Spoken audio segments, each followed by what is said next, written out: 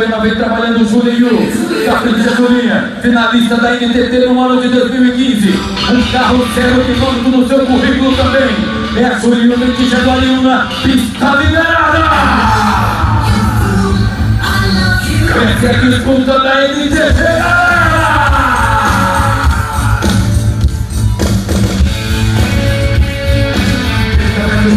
Pra você, Capricha Julinha, já trabalhou legal. Quando a gente vai para o Brasil, Capricha Julinha já trabalhou segundo. Você está passando, Capricha Julinha, representa já trabalhou na reta final. É a pegada do Brasil da NTT.